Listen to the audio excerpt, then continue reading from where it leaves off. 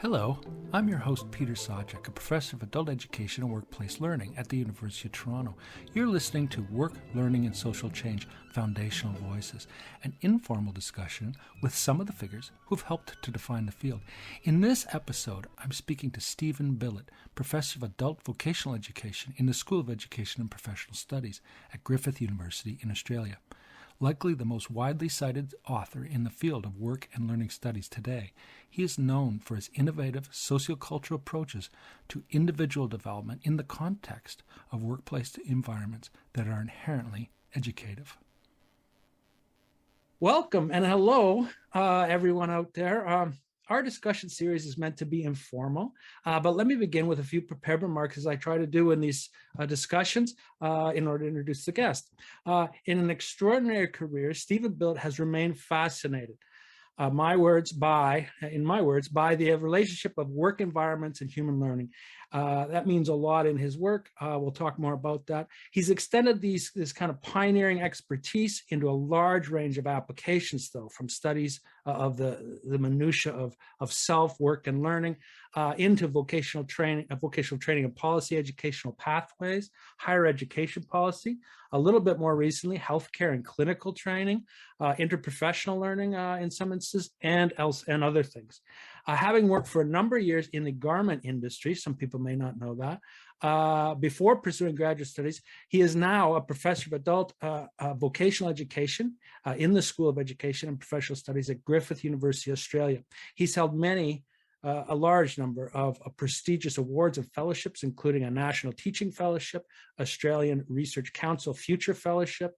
He's a fellow of the Australian Academy of Social Sciences, as well as an honorary research fellowship at Oxford. He's a member of many prestigious Australian-based councils, such as the Australian Research Council's College of Experts, and many other things. He's been a Fulbright Scholar.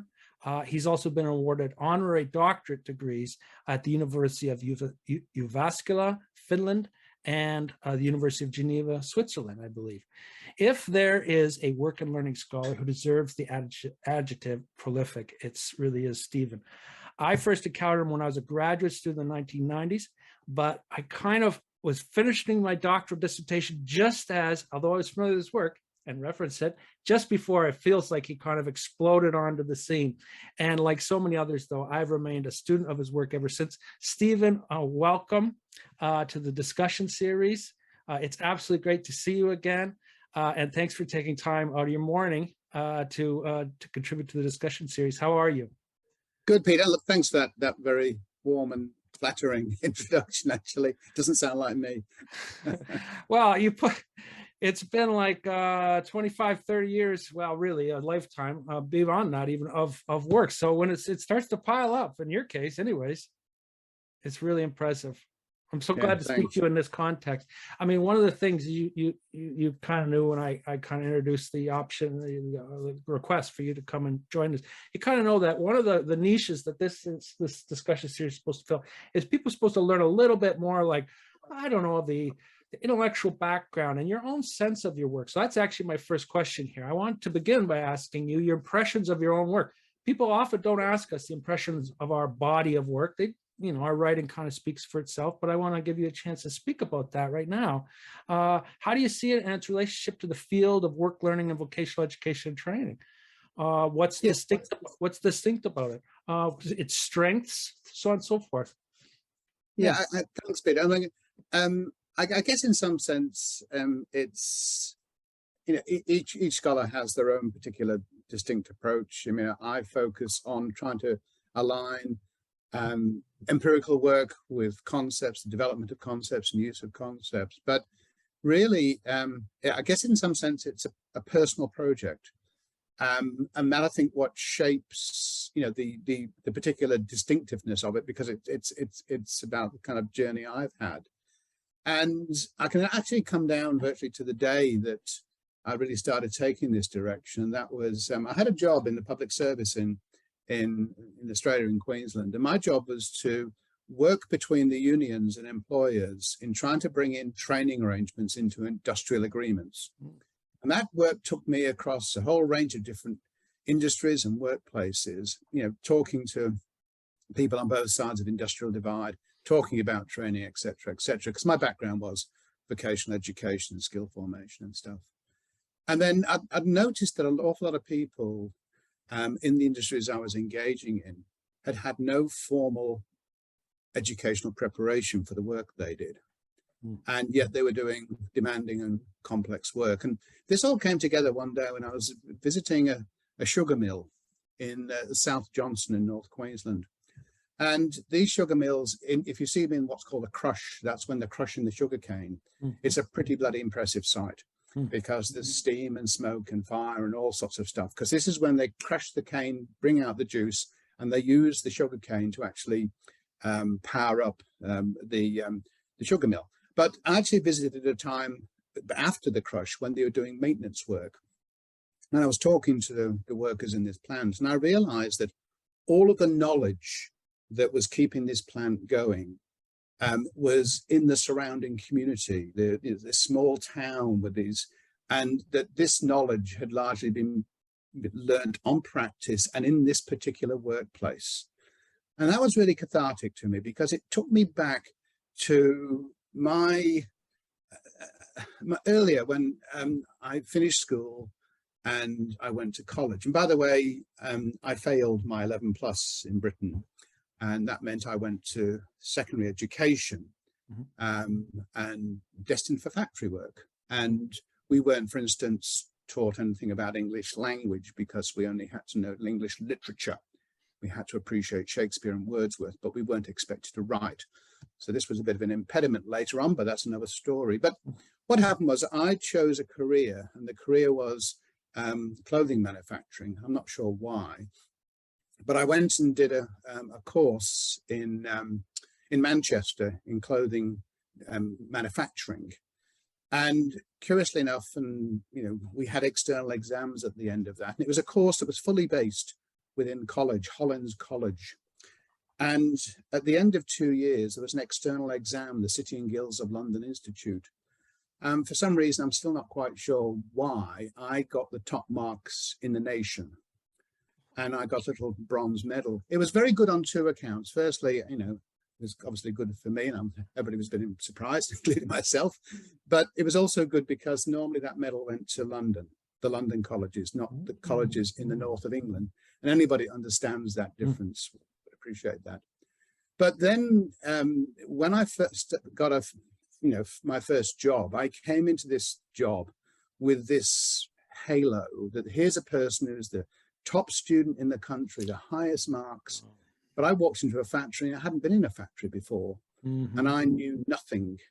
And it was a really eviscerating experience because people held this against me. And I was a sort of young, sensitive, insecure young man.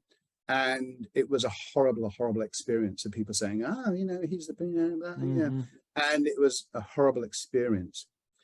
I didn't last all that long in that job, but I went to another job, which was a suit manufacturing company owned by Quakers. And I was an assistant designer and I had to wear a suit and tie, etc. But what they did was they actually, after about 3 months of working in the design room, they put me in the plant. And I had to work through all the production lines, sitting on the sewing machines, firstly in the trouser plant, making belt loops, pocket facings, flies, and then working all the way through the trouser plant, then moving on to the waistcoat plant, the vest plant, and learning how to make welt pockets and waistcoats and tone them out and all that stuff. And then finally to the jacket plant, working all the way through the jacket. And at the end of that process, what I knew was a whole pile of specific procedures about using sewing machines, different kinds of machines, and how to manufacture these garments. But I also understood the logic of production. And it was only years later that I realized that that was a very powerful experience. But it was also years later that I realized many of the things I'd learned in college actually were very helpful. It's just that they weren't explicit and they weren't easy to access when I hadn't had the experience in the workplace. And so you can see from that, this was a galvanizing experience. And so when I had this thing later in life to actually explore, in some sense, the issues that I'd faced as a young man, about, that issue of learning through work, and I thought that was important. So that was the first effort, but also the work I've been doing about how we integrate the experiences that have in education institutions with workplaces. That clearly comes. So I guess I'm motivated to understand these things from a personal project, but also increasingly out of curiosity, trying to understand more and more. And still, a little surprised that the acceptance of the work that I've done. I'm still surprised at that, and I'm gratified by it. But I'm still interested in finding new things and developing further those ideas. So I think that's a sort of the genesis and perhaps the distinctiveness of my research trajectory. Well, those that kind of string, in a way, of cathartic, deeply personal experiences, I recognize those intimately, because I had identical experience, actually. My early experience in work, getting out of school, and then going into grad school afterwards with a whole set of intuitions, impressions that emerged out of these key cathartic. I've written some of them about it. I would say a little bit more than you have, actually. But those key cathartic experiences that, whether you know it or not, are defining how you then, later on read this literature. That seems like you then go in asking questions and noting gaps and areas that perhaps can be combined, possibly. Does that make any sense at all about how you started to actually build a kind of intellectual platform out of graduate school and then beyond? Yeah, I didn't go to graduate school, so I just went for coursework masters into a PhD. Yeah, the PhD. Sorry, yeah. And no, it's fine. And it's just had struggles with my supervisor, who was a cognitive psychologist and wanted me to do that, and I didn't. And I think that was partly because I wanted to make sense of the way that the social contributions to knowledge played out. And so I think, yes, it was trying to understand that and trying to make sense of that that actually drove me in that direction of wanting to, for instance, be critical on the one hand of highly cognitive things, approaches, and on the other hand, also be critical of those that say, well, the social world is totally dominant. So hence you'll find that, this idea of relational arrangements, which is central to my theorizing, is there. Now, I think the point is that, I'm sure you'd agree with me, Peter, that when you've had those kind of experiences, they're great sounding boards. They allow you to sort of engage with research, your own data, etc., and really exercise, in some sense, what might be described as face validity. Does this stuff make sense? And part of that is, I used to work in what's called a fashion industry, for heaven's sake. And there's an awful lot of fashion in conceptual ideas, academic work and theoretical ideas. And sometimes I think more so than the catwalk, but that's another story. But the point is, though, that when you've had that platform, it allows you to have a basis to make judgments about,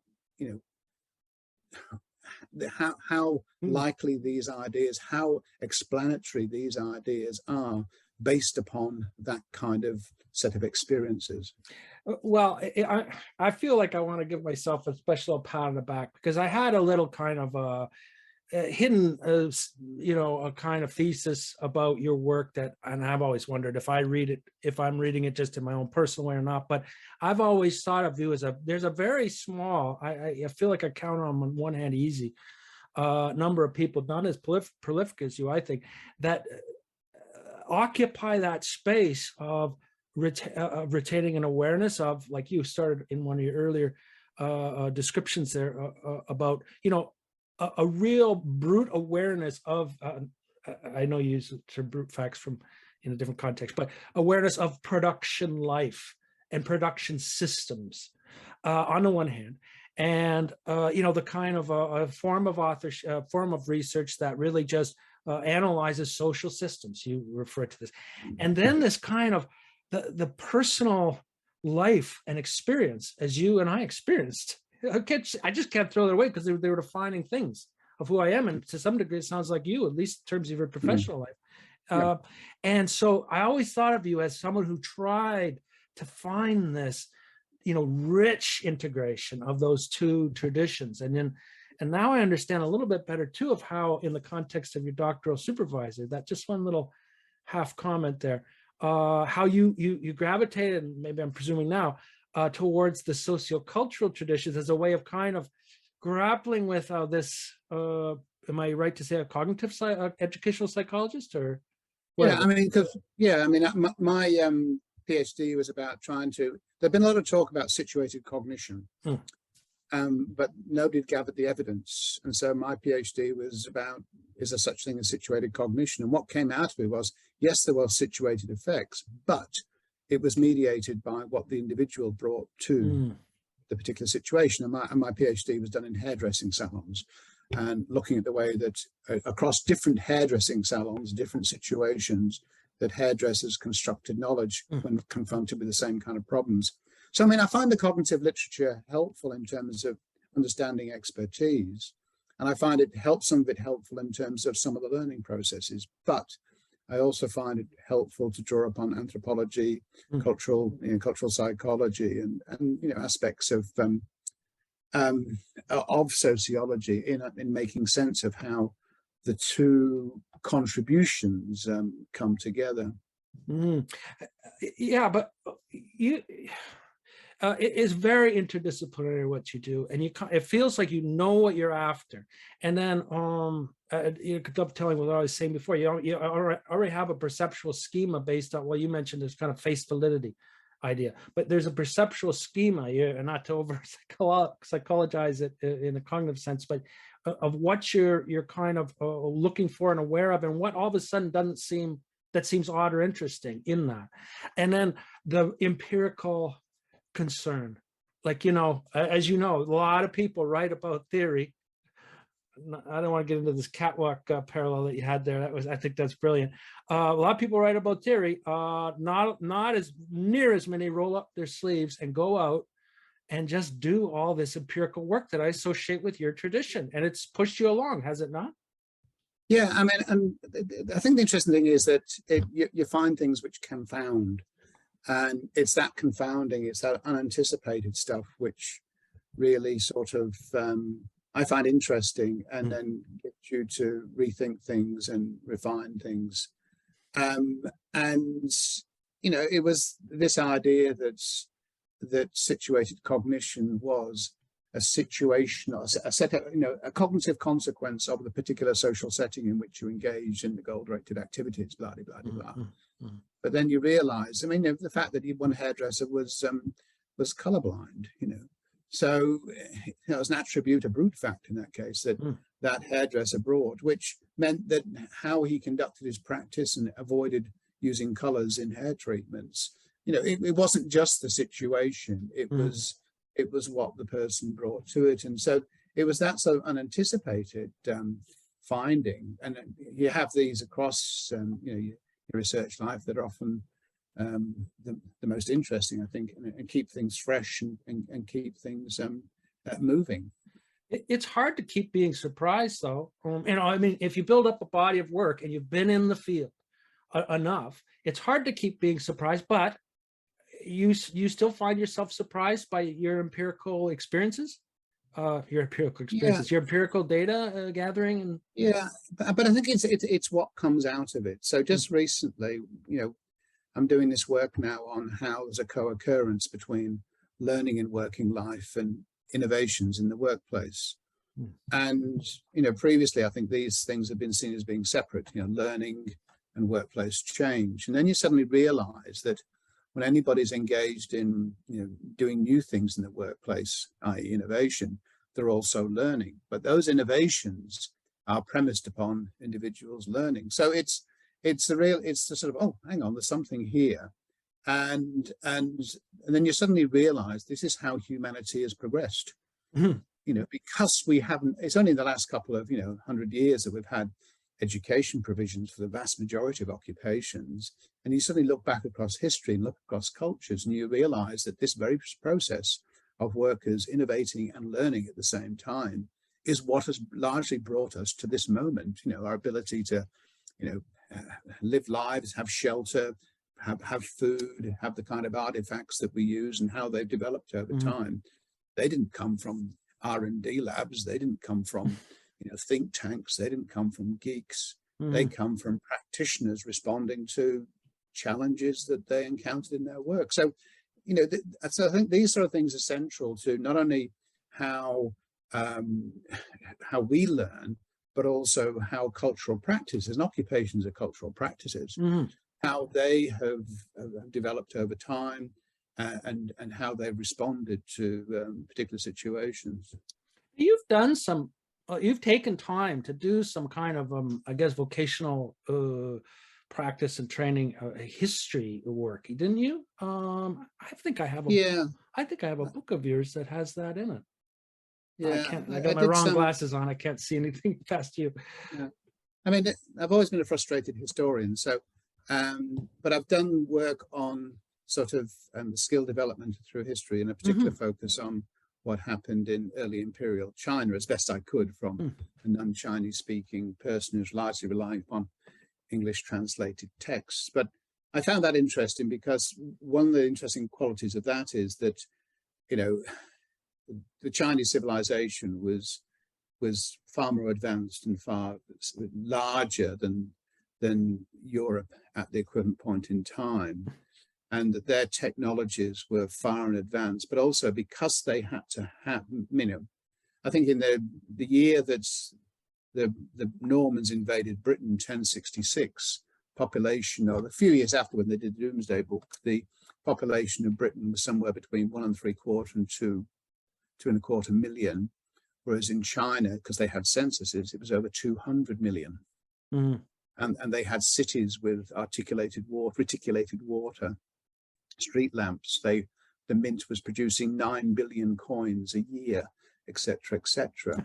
And so there's a different mode of work and different mode of skill development occurred in that, which is different than the European tradition of craftsperson. Because when you're trying to make 1 million of something, 1 million carts, you got to have people who can make just a small component. So it's just interesting to look at the way that these ideas, the concepts of skill have evolved over time, for instance. Well, I took as a summer challenge, I bought these volumes of The Decline and Fall of the Roman Empire years ago. And I took it as a summer challenge to get through these. I don't know how many volumes are supposed to be, but my set's in 3 volumes. And speaking of history, it's not much of an economic history. It's more of a political, I don't know if you're familiar with it, but it does, there's all these little breadcrumb trails that I think, oh gosh, there's a history there of, I have my work and learning hat on. I can never take it off. Vocational education questions going on there. And I try not to mark up this book, but I could almost mark these things or dog ear the corner for these same questions. And I'm not at all familiar with some of the outside of things that you've commented on in the past to me about this history of in the Far East.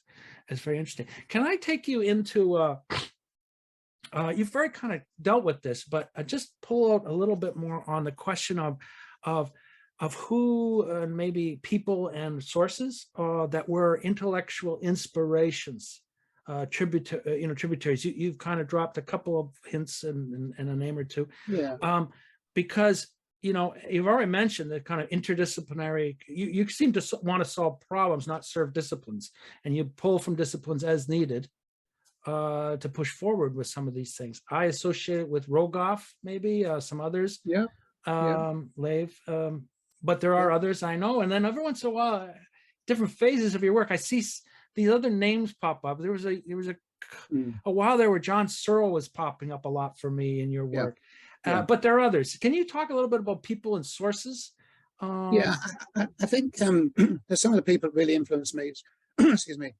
People like Sylvia Scribner and Jan Valsener, who's obviously a socioculturalist, and Sylvia Scribner was also a socioculturalist. And I think it's often what I like about those level of theoreticians, if that's the word, is that they have the ability to stand back and look at stuff from a height, from a distance. And I like that. So they're not taken by just the immediacy of the moment, but have the conceptual capacity to stand back and look at things more broadly, because we all, when you're doing research often and reading stuff, you often get, down to the very now, and they stand and look, talk about the totality of things. But the other thing I really like about some of these people, and I've just named a couple of them, is their ability to make really really clear and interesting points, which almost get you to think about things differently. So Scribner once referred to the lighthouse keeper as being the very paragon of social labor. Yeah. Yeah, I mean, the idea that, when you work on your own in an isolated lighthouse, you're not a social worker. She was saying, well, no, that's the things that they do, the tasks they perform, etc. Mm-hmm. And then something like Valsner, who was talking about as a cultural psychologist, was saying, for instance, the fact that we spend much of our time rebuffing the social suggestion, because if we were to take in everything that's being projected at us, would go potty bonkers.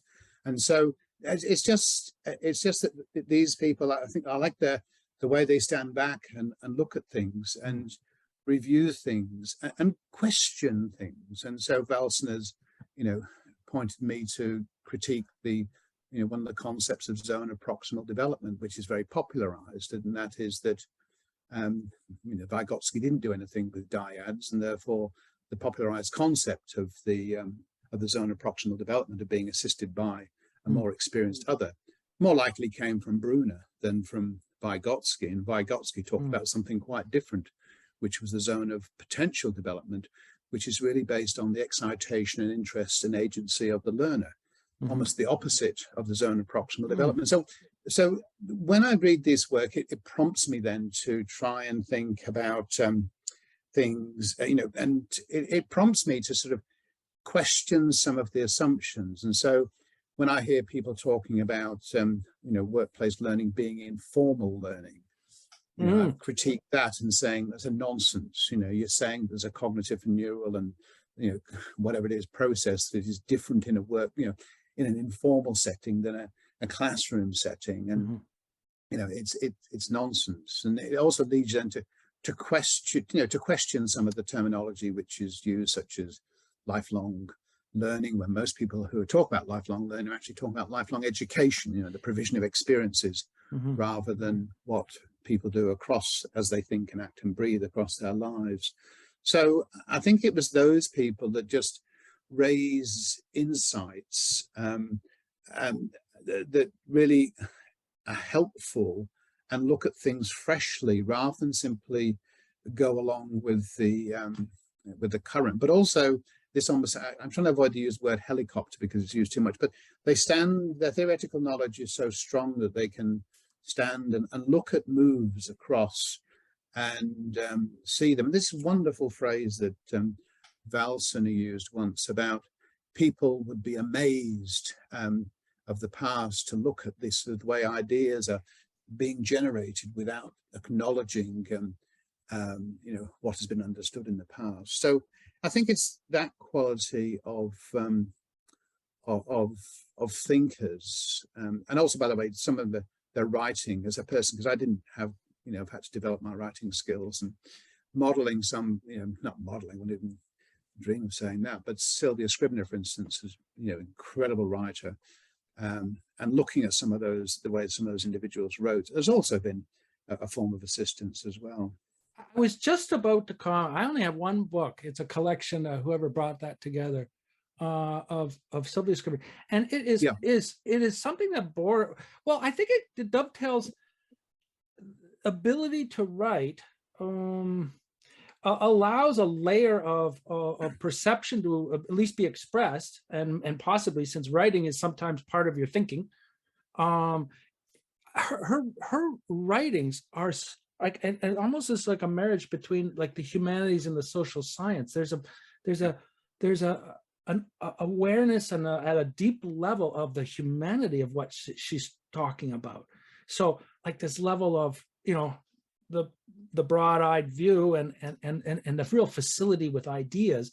But and this is what I associate with you too, the humanity of people together, and as a biographical being, that it really seems to be retained in your work. Can I ask you, when did you first encounter the Scribner writings? Like, was it during your doctoral work, or? Yeah, very much so. I mean, because I remember, I mean, it's a funny thing is that that I found her the typology of you know, of microgenetic development, phylogenetic development, you know, across the life history stuff. Sorry, ontogenetic development across life history and phylogenetic development of the species, which came from allegedly a Vygotskian perspective.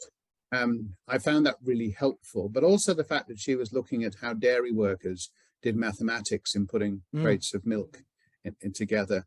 And then later the work that she did on the impact of the introduction of CNC lathes against manually operated lathes, and understanding the cognitive consequences of new technologies. I mean, just another great quote from her. She said, "Barely have we come to understood the intellectual impact of the printing press than we're confronted by that of the computers." Now, that she wrote that, what, 1984? And yeah, well, it wouldn't be too long after that. Yeah. I mean, so just this thing saying, you know, that, you know, we're not really on top of the printing press or the printed word, and now we've got to deal with, and yeah, what we all know what's happened since that time in terms of the use of electronic technologies. So yes, so I think it's that kind of theoretician that that's attracted me, the quality of their thinking, the quality, the originality of it, but also, I mean, the other thing that I quite liked is the fact that they're engaging, Scribner engaged with sort of, you know, people putting milk cartons together and lathe workers. It was funny, when I was, one of my articles that I submitted from my PhD, which was on hairdressers, went to an American journal, and one of the reviewers said, "Oh my God, hairdressers, what next? And door-to-door salespersons," or men actually, I think they said. Oh boy. And the nice thing was the editor said, "Well, you know, don't worry about that." You know, but it just showed you that you know, the snobbery in the field, that how could you know, looking at the work that's, you know, those kind of workers do, hairdressers do, be of possible intellectual interest. You know, so yeah, I mean, but the good thing was that was a Balzac, because he was editing at that point in time Culture and Psychology. Oh. And yeah, I mean, that was pushed to one side, I think. So yeah. So if you sometimes you see in my my little riposte to that was, sometimes I write about door-to-door salesmen and things like that, which is my sort of a little way of trying to reconcile that comment. Yeah.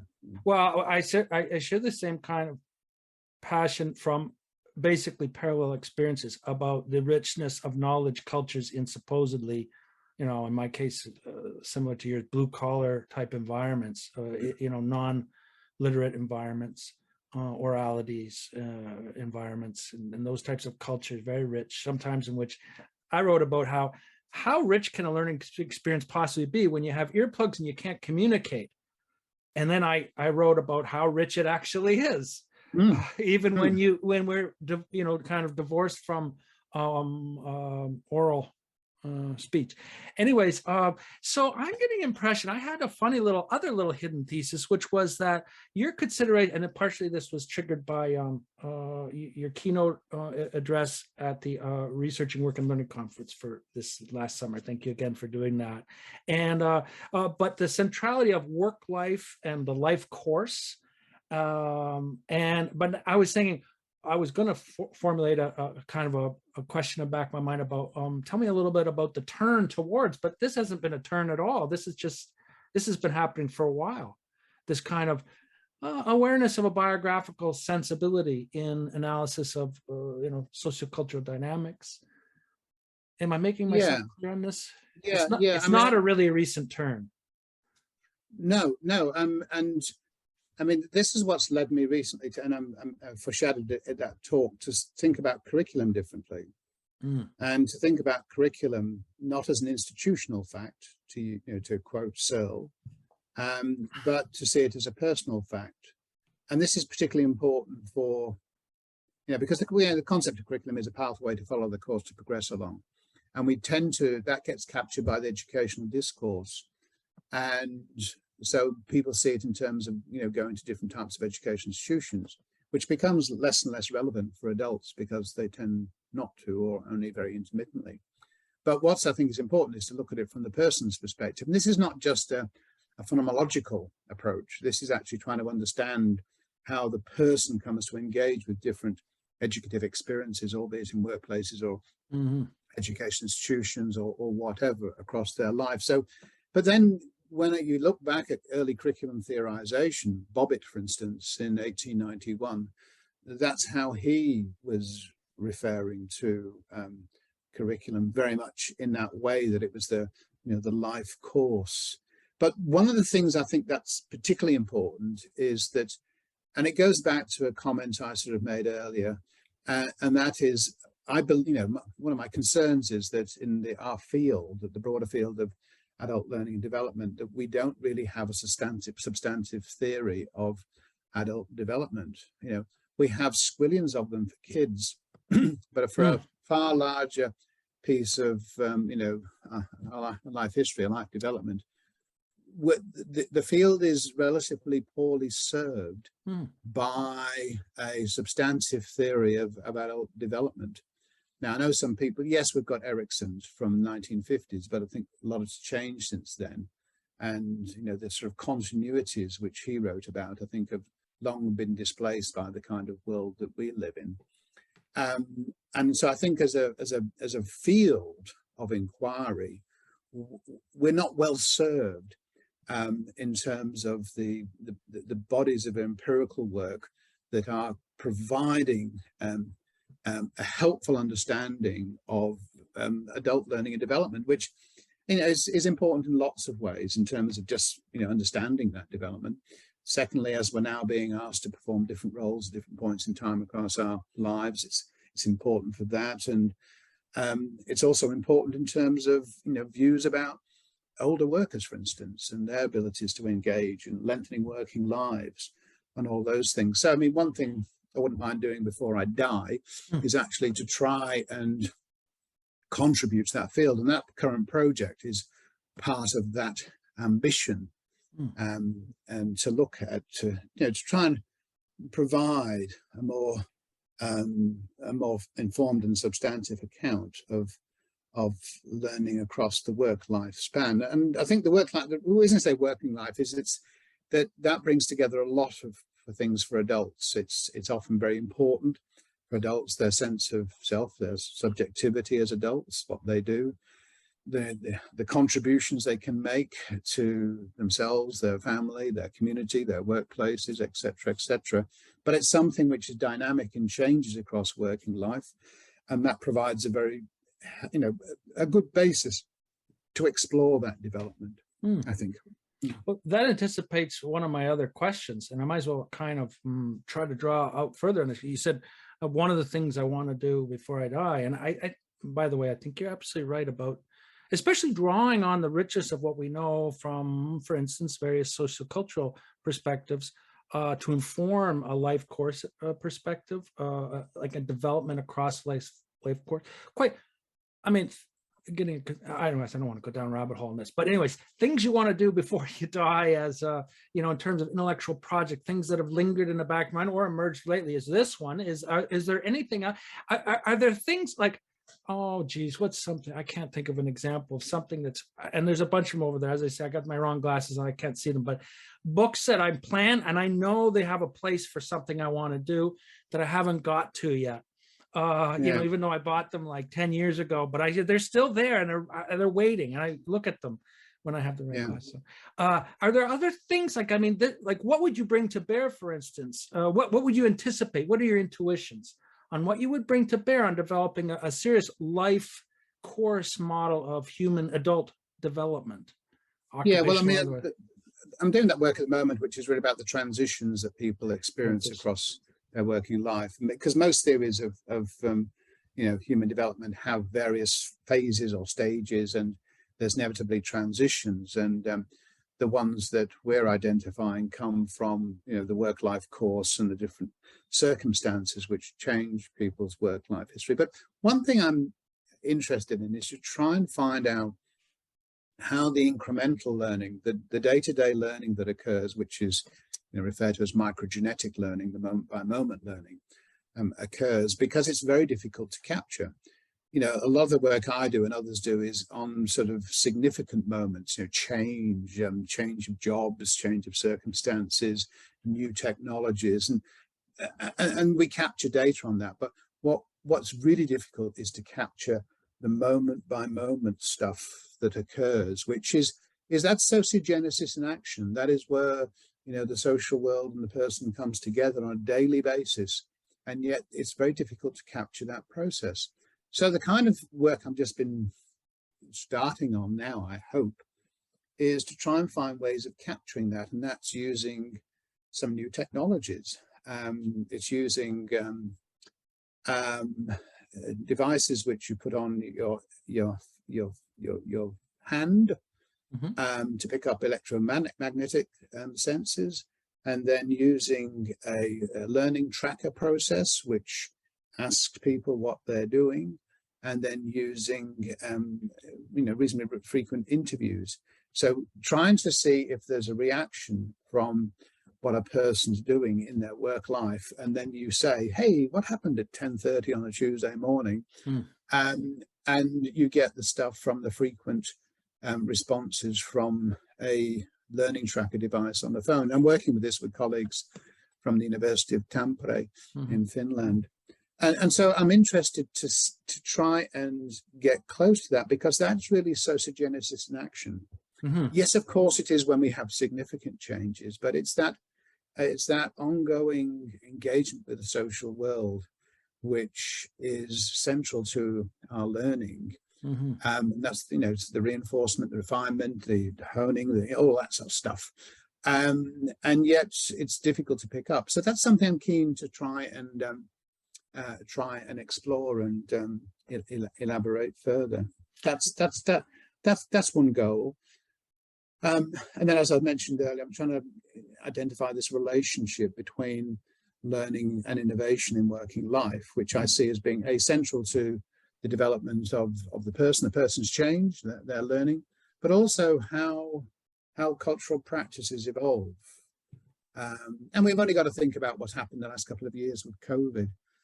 All those doctors and nurses and whatever's didn't all rush off to the university to get PD courses. What they did was they were in those wards trying to work out, ways of treating patients and maintaining social distance and, keeping themselves sane and all that sort of stuff. So it's also trying to understand how these processes evolve through practice, which I see as being central to humanity and human progress. So I'd like, there are a couple of things that I'm working on and keen to pursue. That's fascinating. So there's a methodological innovation, and there might be other areas of methodology that you'll have to iron out in order to pursue the piece of the puzzle, which is the micro genesis question. I know that impulse. I felt I had to at least get it clear in my mind what the shape of that piece of the puzzle was for studying things a little bit broader. And I spent just a couple of years going into micro interaction studies of a certain tradition, conversation analysis. And it took so long to do it. And I haven't written about it since, but it informed my sense of what the shape of that piece of the puzzle is, because it was absolutely crucial to understand some of these other issues I was after anyways. But I kind of, probably for different reasons, but I understand the impulse there for sure. And methodology is infused with it, finding a way and having the time to master or partner with, as you say, imply there. I am so impressed by the fact that you founded a journal. I know, because I've looked into doing some of the book series, trying to found a book series. I just think it's so much work. But it must have been a response to what you saw as the nature of the field of work learning or vocational education training or both. Is there a link there between how much time and effort you put into founding that vocations in learning, and how you view the field? Yeah, I mean, because there was only one other journal, and it was edited from the United Kingdom, and it was really based around, because it used to rotate across three or four universities that were involved in teacher education of teachers, and so it's quite UK centric. But it serves its purpose. Don't get me wrong, but I just felt there was a need for another kind of journal that was doing justice to vocational education in a broad sense. So it's not just what happens in vocational education institutions, but more broadly, but with a particular focus on having a range of experiences that are not just restricted to what happens in technical colleges or vocational education institutions. So that was an interesting project. It was something that took a bit of time. There was various levels of politics in it, and there's been a lot of work, and we're currently facing a significant challenge as the publisher now wants to move on to open access, or is moving on to open access. And so there's a whole set of new challenges there about the brave new world of publication, with these general agreements which are being put in place. So that's been an interesting exercise. There's a couple of things that I probably never realized when I started, and that is you don't necessarily make friends when you're the editor of a journal. And also that I'm, up until recently, in fact, just first time, I had a policy that I would never publish in my own journal. So I spend an awful lot of time helping other people get published. And then anyway, just recently I've decided to try and submit one of my own articles. But so yeah, but that's it's been an interesting thing, because it's allowed me to reach out and engage with a broad field, and it's been very rewarding to see that journal grow and work with others and coming together. And I mean, being frank about it, though, it is a chore that you have to address every week to keep on top of it, and I've been doing it perhaps for too long now. So I can't imagine. I do such small scale things compared to that, and it exhausts me. Maybe that says something about me, but I don't know how you do it. I was, because I try to prepare for discussions with people. I had a leg up because I was very familiar with your work, but I did a thing. I said, well, what's the latest stuff you've been doing in the last 3 years, say? What exactly have you been, mucking around with? And I went through this thing, and, it was like you kind of do pages, so you get like 10 things a page. Okay, that's your page. And I was on like the 5th page before I got even close to like 2019. Like I was going backwards in time. I don't know where you find the time to do all this. Any other, I'm getting off on this discussion here. I'm sorry about that. Any other kind of, before I get to my last question, because I know you want to get on with eat breakfast maybe, but any other kind of impressions, intuitions about emerging trends in the field? Yeah, I mean, I mean, there's this thing about, there's a big change, I think, in the kind of knowledge we need to access and utilize, and that is this conceptual and symbolic knowledge. Because when we look across human history, an awful lot of the knowledge that people have learned through direct interaction, through sense, feel, touch, smell, etc., etc. But increasingly, the kind of knowledge that we're dealing with, which powers electronic technologies, etc., and systems, is opaque. You can't touch it, you can't see it, you can't smell it. So, so actually, this problem, and it's not a new problem, but how do we access, and how do we learn, and how do we engage, and how do we make explicit these forms of knowledge in and through work or for work? I see as being something which is an issue now, but I think it's an issue which will grow.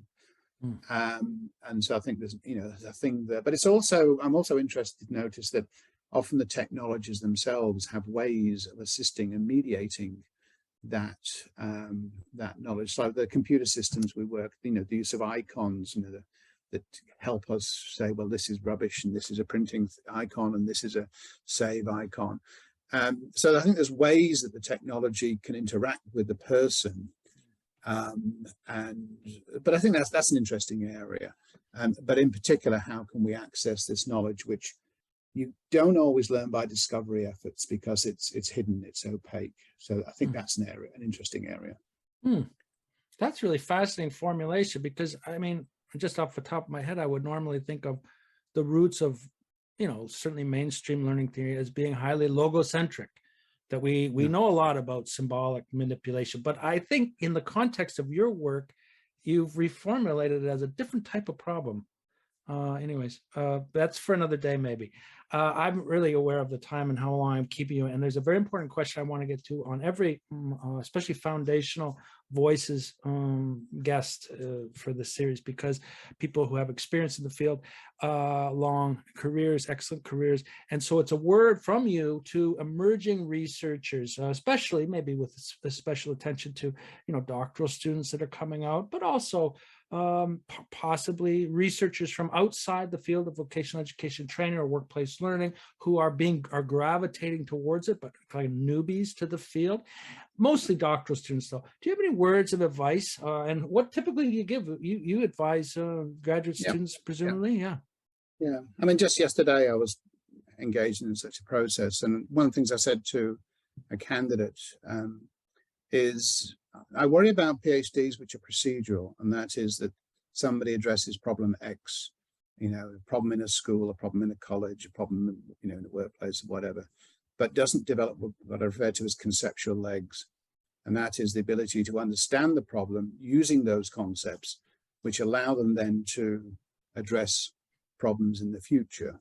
So early in my work, I came up with this duality of affordances and engagement as two interrelated concepts, which I use very broadly. And so, I know people often, particularly adults, are often drawn to wanting to solve a problem with their PhD, but unless at the end of it they've developed strong disciplinary conceptual foundations, cross-disciplinary or within a discipline, there's a great risk there, and that is that that they won't be able to adapt what they've developed in their PhD to other circumstances. And I see an awful lot of this in the field of education in my own workplace, that many people have done procedural PhDs and simply can't go on from there because the problem has disappeared, the problem's changed, etc., but they haven't developed the understandings which allow them to address the next problem. So yes, by all means, people are driven to address the particular problems which they confront, but I always try and turn it around, saying that the actual problem you're addressing. So I looked at hairdressing. The point was I was trying to understand situated cognition, and the hairdressers were simply the circumstances in which I did that. And by the time I spent all that time in hairdressings, believe me, I don't want to go back there.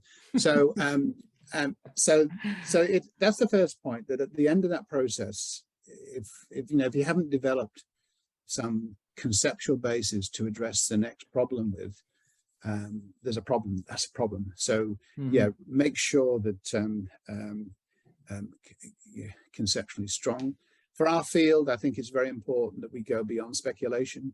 The adult education, adult learning field is overwrought with speculative work, and I think we need as I was saying before, we need far more empirical work to understand adults' learning and development. That doesn't have to be sort of highly quantitative empirical work, but we need more and more empirical work.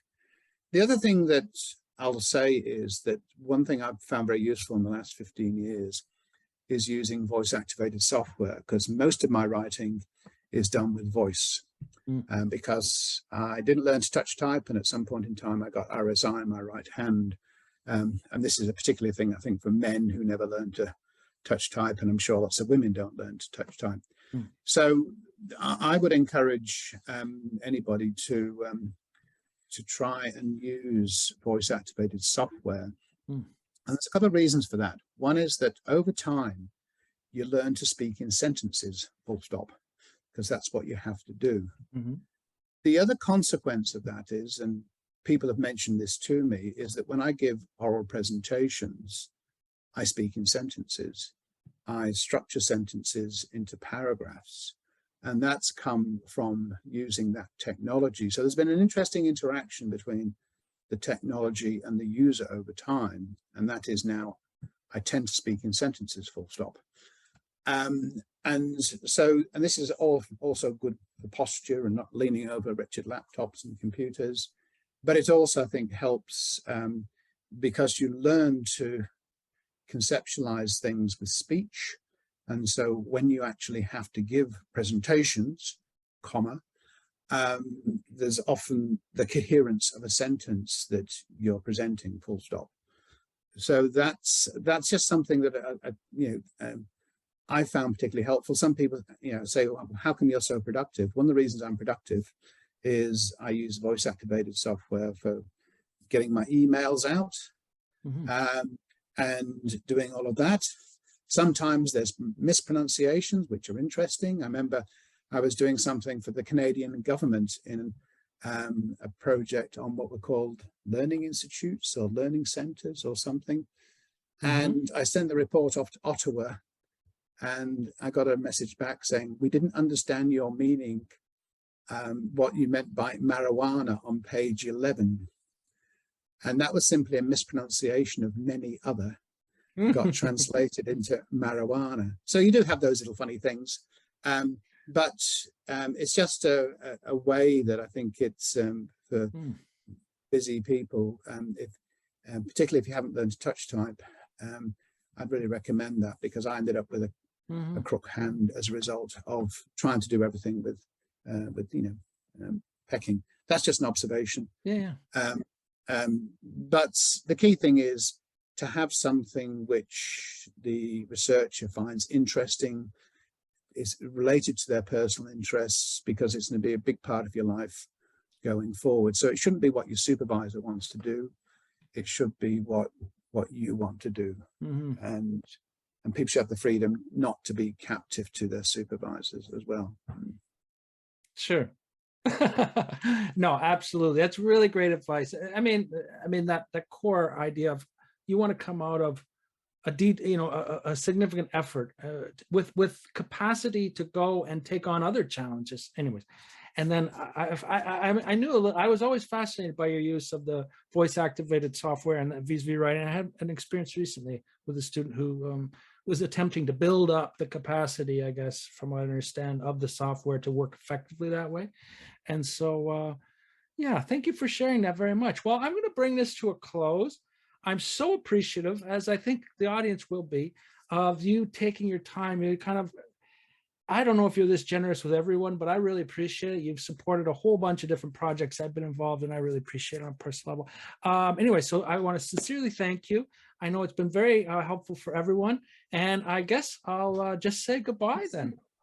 Yeah, and thanks for the opportunities. It's been good to have this opportunity to think about these things and share these things. So thanks for that. Yeah, no problem. I really appreciate it. And I'll talk to you soon, okay? Bye-bye. See ya.